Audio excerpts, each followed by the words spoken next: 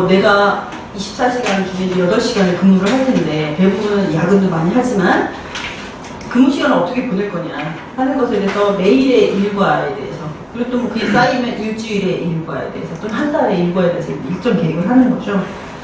자, 일정을 등록하고 나면 그 일정별로 일지나 메모나 문서관리 카드를 작성해서 그 카드 안에 차곡차곡 쌓는다는 거예요. 이런 게 다 실적이다. 자, 그래서 일단 일정관리 메뉴로 가봅니다. 일정관리에서 나의 일정 가서 일정 등록 버튼을 눌러요. 자, 일정을 입력하는데 이 일정이 보면 패턴들이 있잖아요. 그 하는 일이 뭐 회의다 또는 조사연구다, 기획검토다, 점검 및 조정이다, 뭐 사무처리다, 기타 등등. 그래서 그 카테고리별로 선택을 하고 그 다음에 이게 중요한 거죠. 이 일정이 어떤 과제를 수행하기 위한 일정인가를 연결시키는 부분이에요. 그건 뭘 통해서 가능해요? 단위과제 카드, 아까 만들어 놓은 거 있죠? 그 단위과제 카드를 선택하게 되면, 이 시간은, 이 일정, 내가 2시간, 1시간, 이렇게 하려는 이 시간은 그 과제를 수행하기 위한 시간이야. 가 되는 거예요. 그래서 카드를 연결했습니다. 그래서 일정에 이름이 들어가고요. 일정을 지금 예를 들면 사무 처리를 할 건데 정보 업무관리 시스템 확산과 관련해서 청와대 회의 결과 보고를 할 거야. 근데 이거는 업무관리 시스템 고도화 구축이라고 하는 과제를 수행하기 위한 거야. 시간, 날짜, 뭐 이런 거 입력했죠. 지금 2시간 일정에 대해서 이제 입력을 한 거예요.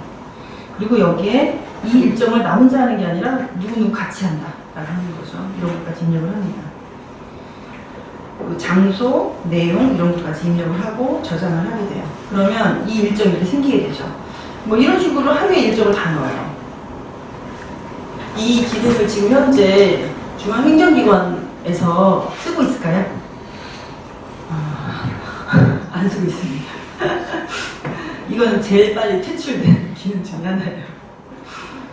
그러니까 여러 가지 의견이 있었어요. 중앙행정기관에 계신 분들은 그래도 이게 조금 의미가 있었을지 모르겠는데, 뭐 이렇게 또 다른 기관들, 예를 들면 주민센터에서 일하시는 어떤 분이 질문하신 적 있어요. 저는 맨날 주민등록 등본 떼주고 있는데요. 하루 종일 똑같은 일을 하는데요. 일정이랄 게 뭐가 있나요? 그러니까 사실 다 굉장히 단순한 일정인 거예요. 저는 도서관에서 근무하는데요. 맨날 책 대여해주는 거, 책 반납하고 뭐 대출해주고 하는 거 하는데요. 그러니까 일정이 그냥 하나인 거예요.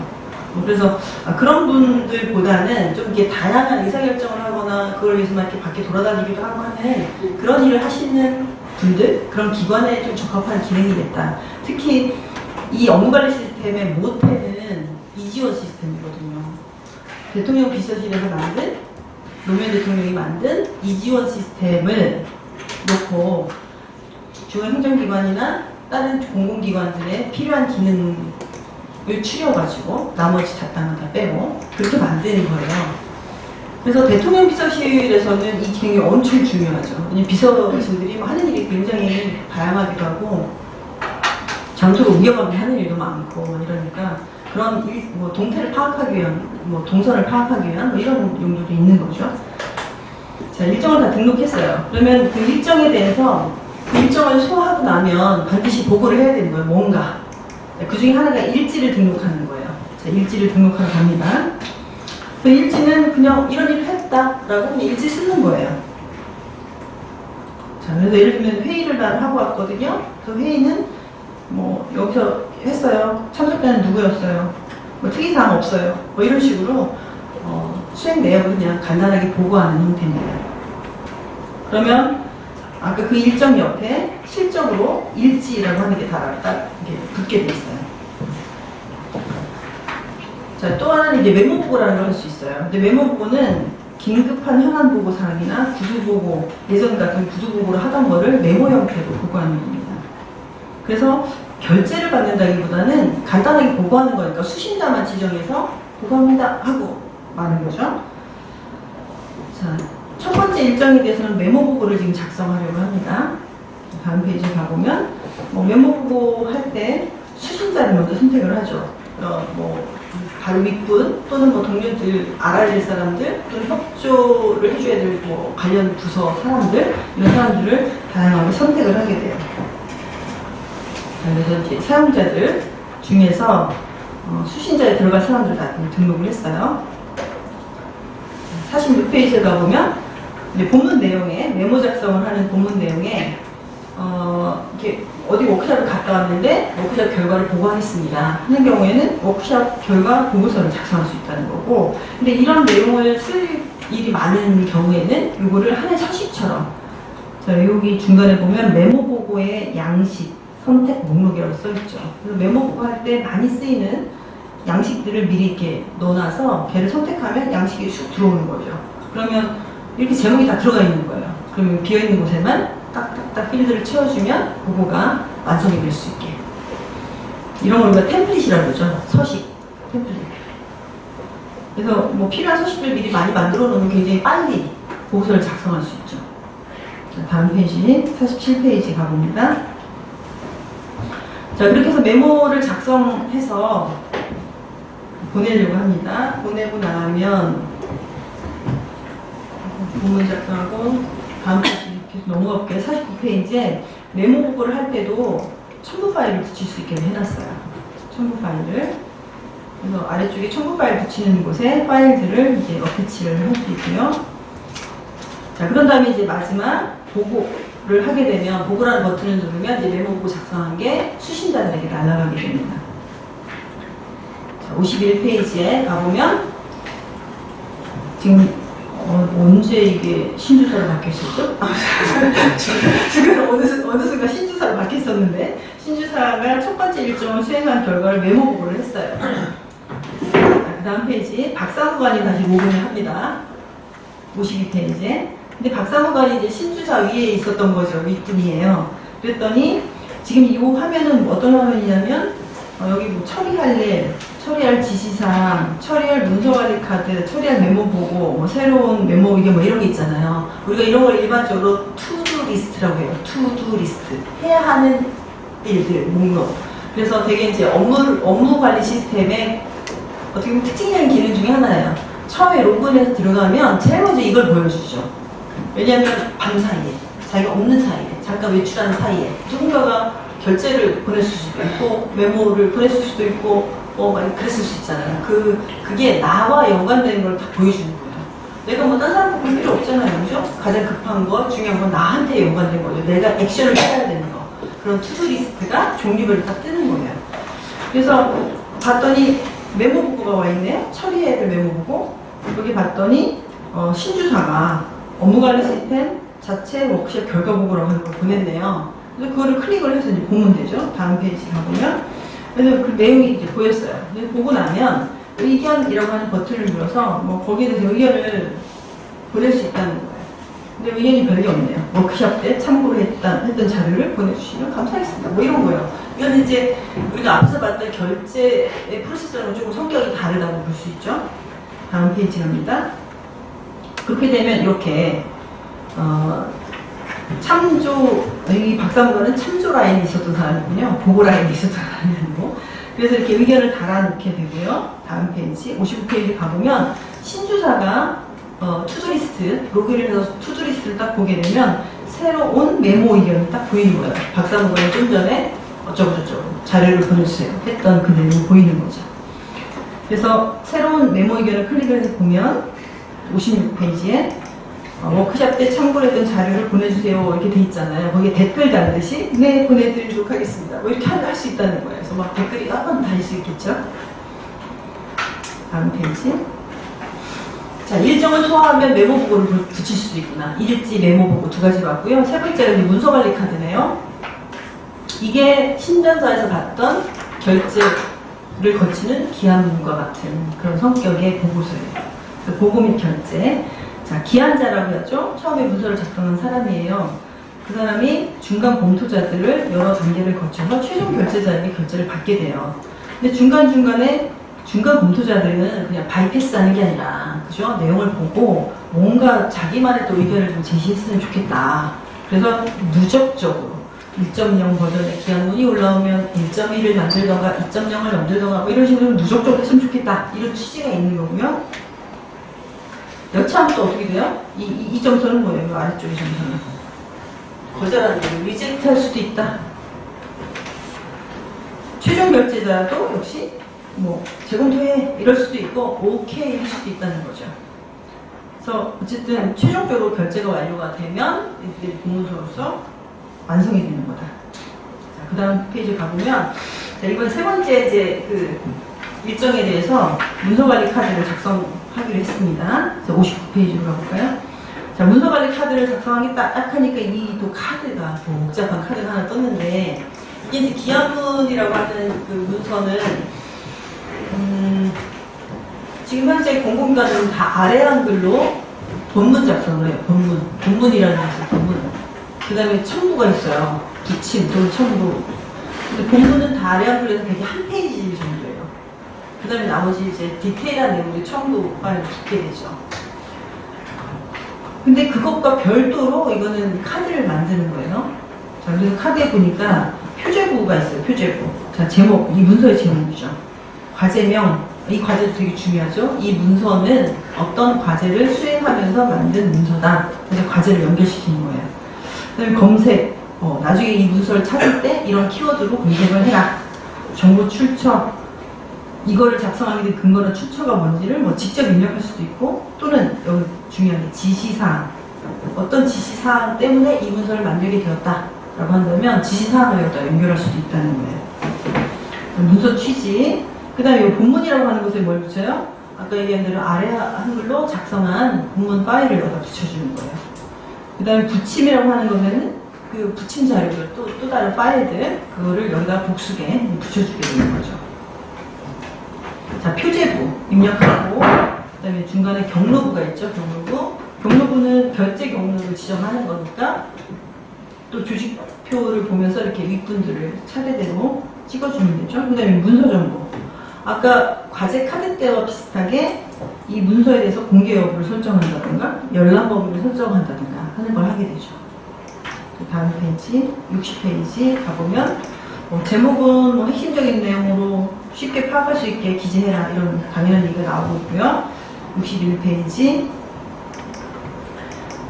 문서를 지금 정보 출처 부분에는 문서를 작성하게 된 계기를 넣어줘라 라고 했는데 이런 정보가 상당히 굉장히 중요해요. 이건 뭐냐면 여기에 어떤 지시사항을 연결한다거나 또는 문서 관리 같은 또 다른 문서를 수행한 다음에 그 일의 결과로서 이것도 하게 되는 그런 의미인데요. 어떤 기록 간의 연관관계, 그러니까 관련 기록을 만들어주는 굉장히 중요한 통로예요. 우리가 어떤 기록이 낱개로 존재하잖아요, 기록건들이. 근데 사실 기록이 낱개로 존재할 수는 없죠. 왜냐면 우리가 어떤 업무 활동을 하면 하나의 프로세스가 있고 그 프로세스 과정에서 기록건들이 생기잖아요. 그래서 의미 있는 것들을 이렇게 묶어놔요. 왜? 이 문서를 이해하려면 저 문서가 필요해요. 전체가 맥락을 형성해요. 그래서 이 전체가 같이 써야만 맥락의 문서 내용이 이해가 잘 돼요. 그런 것들을 우리가 기본적으로 기록물 처리라고 하는 걸 묶어놓는 거예요. 근데 그것 이외에도 같은 기록물 처 안에 있는 거는 뭐 같은 사안이니까 서로가 같이 읽어봐야 이해가 되는 건 당연하고, 근데 저쪽 사안에 있는 거긴 하지만 얘가 이렇게 지시가 내려오거나 어떤 연관이 있어서 얘 때문에 얘가 시행되게 되었다고 하는 게 있다면 같은 기록물질이 아니니까 연결시킬 방법이 없잖아요. 그럴 때 이런 정보 출처라든가 이런 것에 기재가 되어 있으면 이 문서를 보면서 얘가 이것 때문이었다고 하니까 얘를 이해를 더 잘하려면 이 문서를 또 열어봐야겠죠? 그런 식으로 기록 간의 연관관계를 맺어주는 굉장히 중요한 대목이에요. 근데 물론 같은 사안에 같은 과제 카드에 축적되고 있는 문서끼리 이런 걸 할 필요는 전혀 없어요. 그죠? 그건 이미 이제 같은 과제 테두리 안에 있기 때문에 이런 걸 연결시킬 필요 없고, 전혀 다른 과제, 전혀 다른 지시사항, 어떤 것에 의해서 이 문서가 만들어지는 거라면 정보 출처를 기입해 주는 게 굉장히 의미가 있다는 거죠. 다음 62페이지에 문서 취지를 적어주면 이 문서를 이해할 때 굉장히 도움이 많이 되겠죠. 여러분이 보시는 이 문서 관리 카드에 표제부, 경로부, 여기 나오는 모든 필드들은 결국은 기록건의 메타데이터예요. 그죠? 기록건의 메타데이터들. 지금 이 문서 관리 카드 하나가 기록건 하나가 되는 거예요. 그 얘기는 실제 기록건을 형성하는 디지털 컴포넌트, 실제 그 내용을 담고 있는 거는 어디 있어요?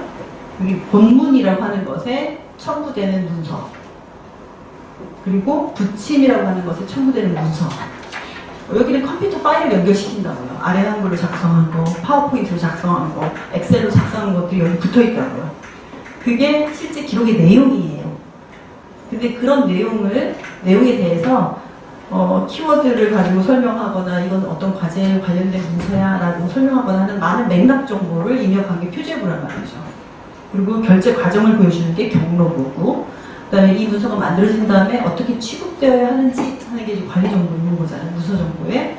그래서 이 전체가 다 메타데이터라고 하죠. 기록 건의 메타데이터.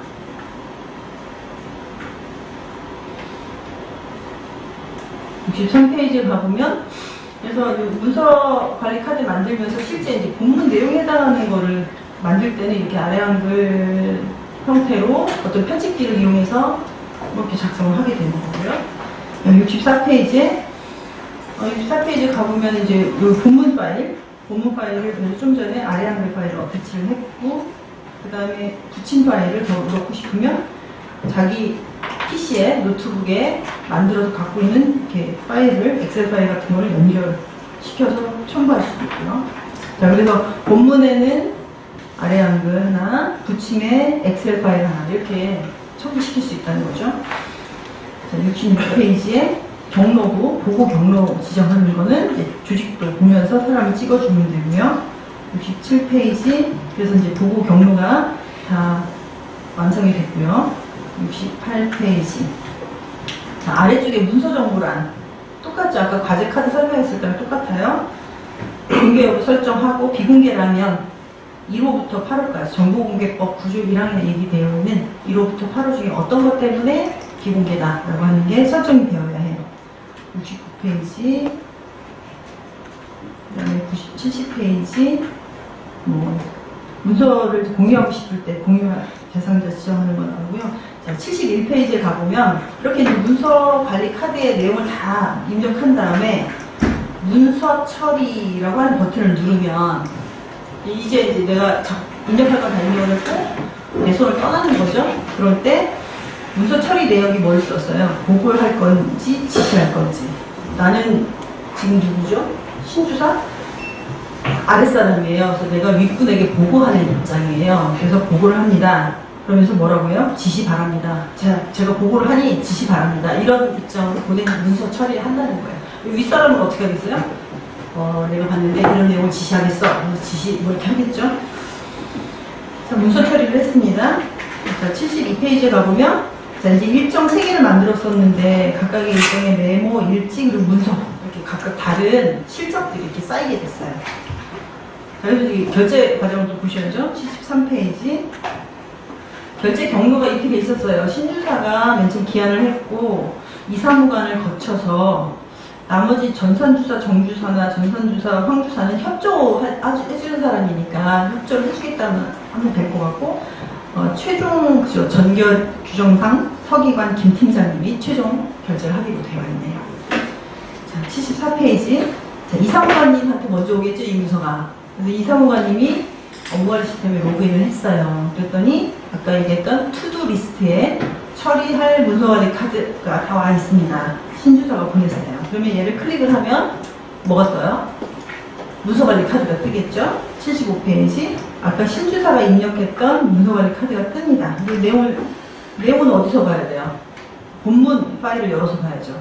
첨부, 붙임 파일을 열어서 봐야죠. 그래서 엑셀도 보고 아래 항목도 보게 됩니다. 그래서 내용을 확인한 다음에 어떻게 해요? 오케이 또는 안 되겠어. 뭐든지가 안 되게 문서 처리를 해야 되겠죠? 76페이지에 지시를 하면서 이처럼 재검토로 갔네요. 문제가 있다고 생각을 했어요. 이 재검토. 법제도 관련 부분을 수정부안에서 다시 보고해 주십시오. 이게 재검토를 했어요. 자, 지시 바랍니다. 업무 보고입니다. 첨부 이런 그 결제 과정에서 어떤 지시를 내릴 수 있는가 하는 여러 종류는 참고로 보시고, 이게 행정업무의 효율적 운영에 관련된 규정에도 이런 내용이 들어가 있어요. 그래서 공무원으로 활동하려면 이런 거 잘 알아야겠죠.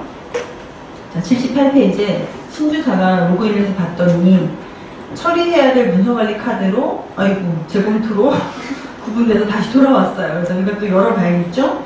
79페이지에 그 경로부에 가봤더니 이사무관님이 이런 커멘트를 주신 거예요. 법제도 관련 부분을 수정보완해서 다시 보고해주세요. 라고 했어요. 다시 검토해야죠. 80페이지. 그래서 이제 본문을 수정하고 다시 저장을 하게 됩니다. 그래서 그 아래쪽 설명해 보면 그런 게 나오죠. 뭐 본문의 버전은 1.1, 2.0 이렇게 갈 수 있는데 조금 바꿨을 때는 1.1 이렇게 가는 거고 많이 바꿨을 때는 2.0 이렇게 붙여라 이렇게 버전명을 붙이는 규칙에 대해서 얘기를 하고 있죠. 자, 81페이지. 그랬더니 다시 이제 그런 다음에 결제를 다시 받도록 하게 되면 신주사가 재검토를 요청받아서 본문이 2.0으로 바뀌었어요. 많이 바꿨나 봐요. 자, 82페이지로 갑니다. 문서 처리를 합니다. 다시 보고하니 지시 바랍니다. 해서 다시 또 결제를 올렸어요. 83페이지 이사무관이 로그인을 했더니 또 다시 이제 처리할 문서관리 카드로 왔죠. 다시 이제 열어봅니다. 84페이지 본문을 열어봤습니다. 했더니 뭐 잘 고친 것 같아요. 85페이지 그래서 그 다음에 그 서기관한테 가야 되잖아요. 그래서 자기는 이제 오케이가 된 거죠. 그래서 그 윗분에게 보고합니다. 지시 바랍니다. 라고 올린 거예요. 86페이지. 그래서 중간에 아까 뭐 병렬 협조해야 되는 분들도 자기들한테 이제 왔으니까 체크를 해주셨다고 보고요. 황주사, 정주사 다 해줬고. 최종 결제자. 자, 89페이지에 가보면 최종 결제자가 김 팀장이에요. 김 팀장님이 온라인 시스템에 이제 딱 들어갔어요. 그랬더니 이게 와 있는 거죠. 그걸 열었습니다. 그런 다음에 이분이 문서 처리라고 하는 버튼을 눌렀을 때는 어떻게 하게 돼요? 내가 지시하는 거예요. 이제 자기가 최종 결제자니까 지시합니다. 시행하세요. 이렇게 되는 거죠. 오케이 된 거죠. 그래서 확인 버튼을 누르게 됩니다. 자, 90페이지. 그래서 이제 모든 결제가 다 끝났어요. 여기 이제 요청 상태에 보면 시행 종료, 시행하라 라고 하면서 모든 결제가 종료되었다 라고 하는 상태가 나타나게 됩니다. 91페이지. 신주사가 로그인을 했더니 처리해야 될 문서관리 카드가 돌아와 있죠. 최종 확인을 하게 되는 겁니다. 92페이지. 그래서 열어보니까 김 팀장님의 코멘트가 있어요. 취지진단 구성을 조속히 완료하시고 전 행정기관의 시스템 확산에 최선을 다해주시기 바랍니다. 뭐 이런 내용이 있어요. 그래서 오케이 하고 시행 요청 및 종료. 네, 이런 부분은 디테일한 부분은 많이 지금 바뀌어 있는데 옛날에는 종료 버튼이라는 게 있었어요. 그 NLL 대화로과 관련해서 이게 나중에 시비거리가 됩니다. 종료 버튼을 눌러야 기록으로 성립되는 거냐, 누르지 않아도 이미 기록이냐, 뭐 이런 게. 그 얘기 잠깐 하자면, 그 이지원 시스템 만들면서 이 종료 버튼을 되게 의미있게 넣었어요. 최종 결제자가 결제를 했지만, 이걸 그 여러 관련자들에게 뿌리거나 하는 일을 기한자를 해야 되기 때문에, 결제가 종료된 문서가 기한자에게 다시 돌아오게 돼 있고, 그 다음에 이렇게 해서 확인을 하는 거예요. 확인을 한 다음에, 유통시켜서 시행해야 될 거 시행을 하기도 하고, 그냥 이걸 끝이면 그게 끝인데, 그 끝을 알리기 위해서 종료 버튼을 만들었었어요. 그래서 종료 버튼을 딱 누르면, 이제 기록으로서 성립됐다. 이렇게 서로 약속을 했거든요. 그러면 갭이 생겨요. 최종 결제자가 결제 쌓이는 시간이 있고요. 시스템상으로는 기한자들이 돌아와 있어요. 근데 그거를 열어서 봐야 될 거 아니에요. 보고 종료 버튼을 눌러야 되죠. 이 시간상의 갭이 있는데 기록으로 이미 성립된 거라고 볼 거냐, 이 시점을. 아니면 그때까지는 공문서로 성립은 됐지만 아직 기록은 아니다. 종료 버튼을 눌렀을 때 기록이라. 왜냐면 우리가 어떤 기록이라고 얘기를 하는 거는 기록이 원래 만들어졌던 것 그 자체보다는 기록관리 시스템에 기록으로 등록이 되어야 기록의 존재가 확인이 되거든요.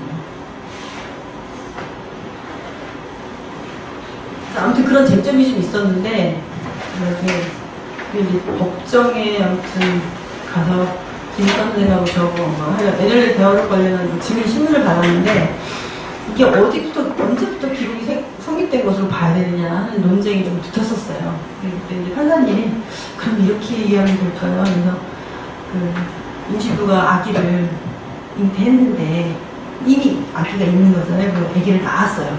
그러면 아기가 태어난 거잖아요. 존재하잖아요. 하지만 출생신고하기 전까지는 법적으로 존재하지 않잖아요. 그래서 아기를 낳은 상태가 공문서로 성립된 최종 결제를 딱 했을 때와 같은 건데, 한 뭐 며칠 뒤에 출생신고를 하잖아요. 출생신고를 하면 이제 주민등록번호도 나오고 사실 보유번호 딱 아이디가 부여가 되잖아요. 그때부터 인간으로서 존재하잖아요. 법적 인간으로서. 그게 기록으로 등록되는 시점과 같은 거냐. 그럴싸하다. 왜냐면 이 기록으로서 등록되기 전에 뭔가 그 문서에 대한 뭔가가 일어난 거예요. 문서가 사라진 거야. 그랬을 때 이거를 기록관리법 위반으로 볼 거냐가 쟁점이었거든요. 그래서 결국 법원에서는 아직은 기록 성립되기 전으로 봐서 기록관리법 위반은 아닌 걸로 보았어요. 그래서 우리도 좀 헷갈려요. 사실은 기록으로서 갖출 건 다 갖춘 상태인 거고 단지 등록을 했느냐 안 했느냐잖아요. 사실 이걸 결제까지 다 받았는데 이걸 이렇게 없앤다는 건 말은 또 안 되는 거잖아요. 그죠? 그래서 우리도 그래서 가장 좋은 거는 공문서로 성립되는 그 순간 바로 기록으로도 등록되게 하는 거. 그래서 그 시간적 갭을 줄여주는 게 사실 제일 좋은 것 같고, 그럼 행정 업무의 효율적 운영을 관련 규정에서도 최종 결제자가 결제함으로써 공문서가 성립된다 이렇게 얘기를 했고, 뭐 공문서가 만들어지면 가능한 빨리 등록을 해라 이렇게 해놓을 게 아니라, 그죠? 그 프로세스를 이렇게 하나로 이렇게 묶어줄 수 있는, 그러니까 가능한 시간에 손을 주지 않고 기록으로서 성립된 것으로 뭐 선언을 한다거나 이렇게 해주는 게 좀 필요하지 않나 싶기도 하더라고요. 그런 약간의 틈새가 있을 줄은 몰랐었는데, NLL 대화록 사건 때문에 뭐 이런 것까지 이 종류 버튼이 있느냐 없느냐 이걸 따지게 됐는데, 현재 버전은 이 종류 버튼이 사라졌어요. 근데 2006년도까지는 이게 있었어요. 다음 93페이지에 그 뒤는 이제 결제받은 문서를 시행하는 부분이니까 건너뛸게요. 여러분 나중에 참고해서 보시고요.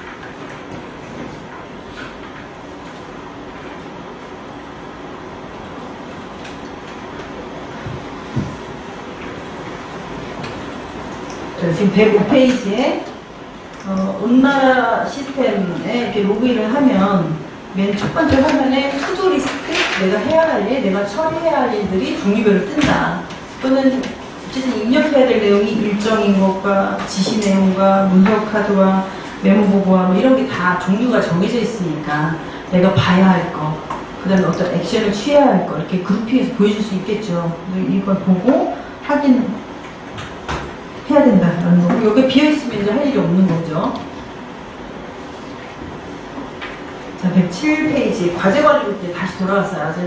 아까 맨 처음 시작할 때 과제 카드 먼저 만들었고, 일정이면 그 모든 것을 만들 때 이게 어떤 과제를 수행하면서 만든 문서다, 어떤 과제를 수행하면서 만들게 되는 메모다, 뭐 다 연결시키기로 되어 있었잖아요. 근데 과제 쪽으로 다시 돌아보면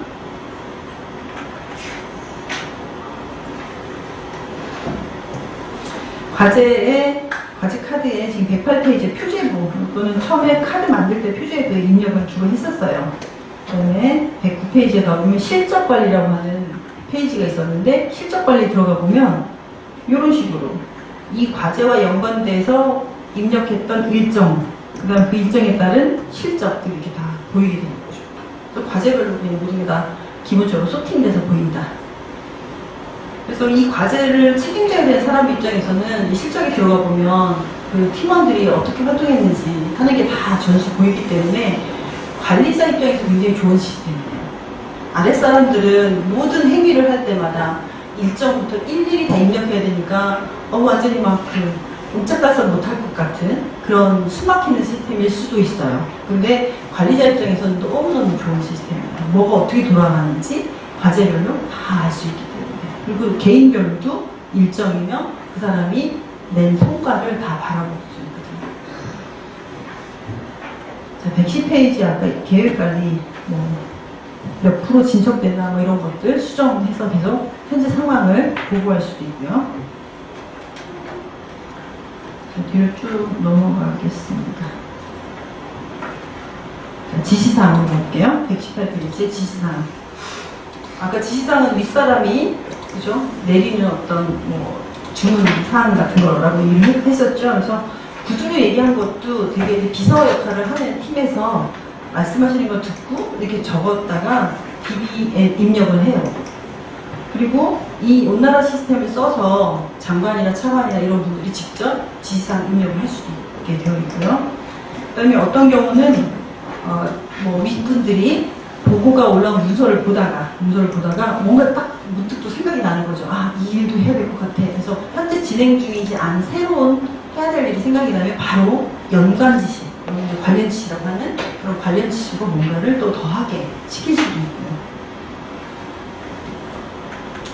지시사항을 어떤 기관마다 지시사항 관리자가 또 따로 있어요. 그 지시사항을 입력을 하고, 지시사항 입력한다면 뭐 하겠어요? 그 지시를 수행해야 될 처리과한테 배부를 해줘요.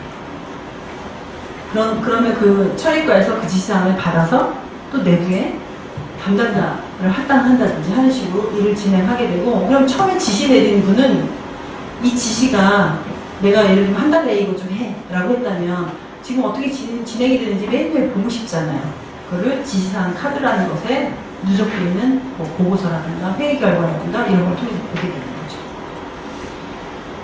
자, 이 자세한 내용은 여러분이 또 나중에 찬찬히 확인해 보시고요.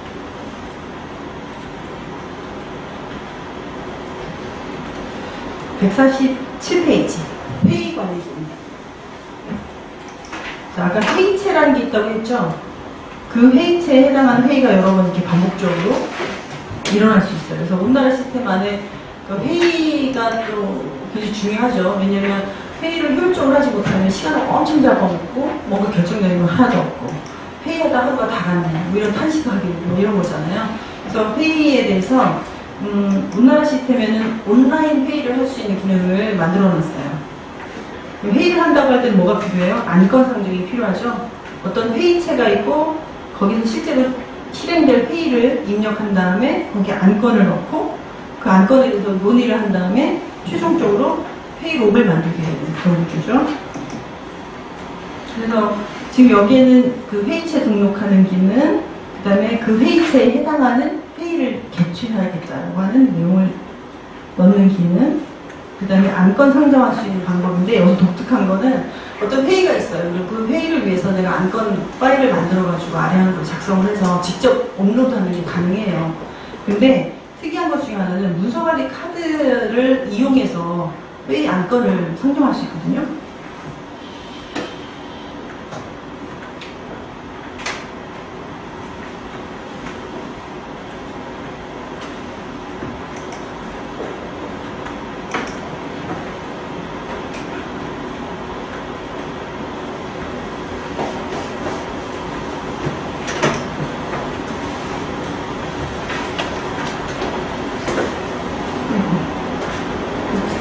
화면을 보여주는 게 막 넘어갔냐?